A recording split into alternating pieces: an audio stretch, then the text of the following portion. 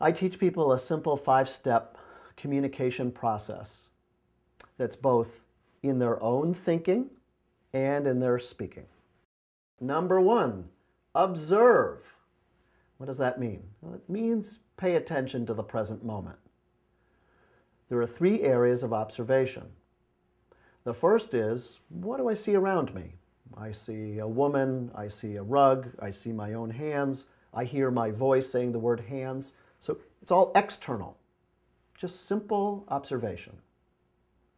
The other 2 kinds of observation are not so simple because they're only available to one person, and that's you.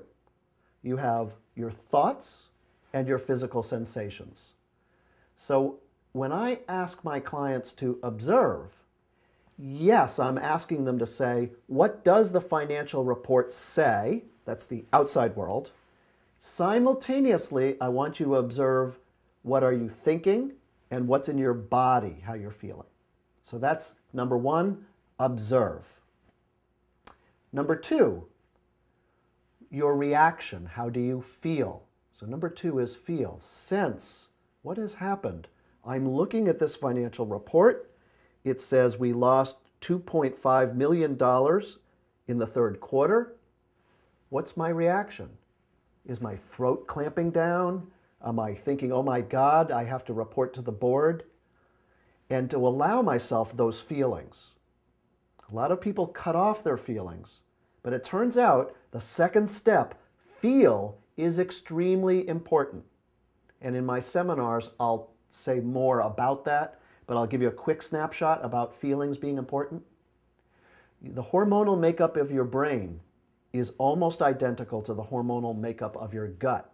So if you're feeling something, there's some brain power in the rest of your body. And I teach people how to access the brain power of the rest of their body. 3rd step, judge.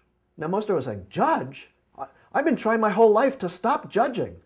Yes, judge means to make an interpretation around needs. So if the CFO is looking and say, oh my gosh, we lost $2.5 million in the 3rd quarter, what's the interpretation? What does loss mean? How do I get this in alignment with our corporate values? And it's the meaning making. If you've made it in business, it's because you've made good judgments. So when I say judge, I don't mean judge yourself harshly or categorize other people and put them down. I mean interpret things in terms of where does this fit in terms of the needs of the corporation, my own needs, my needs of my community and family. So the 3rd step, judge. 4th step, desire. What is it that I want? In my seminar, the 4th step is represented by somebody looking at a crystal ball. Now you might think, well, that's a little bit weird. You could think of it as a captain looking to the horizon. Captains of industry want something in the future. Step 4, what do I want? Most people, most of my clients will quickly tell me what they don't want. In coaching, we talk about what you do want and putting it in what we call positive action language. Now the 5th step is strategize, and it answers this question. Who does what by when? Now I've had executives scoff at me and they'll say, everybody knows that. Everybody knows you make a commitment, you sign up for something, and you say when you're going to get it done by.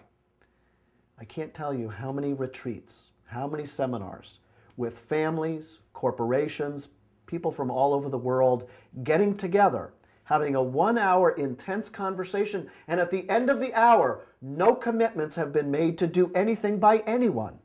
I know it's stunning. I know it may sound a little pedantic, but step 5 answers this question. Who does what by when? Now those are the 5 steps. I delivered it to you in about 5 minutes.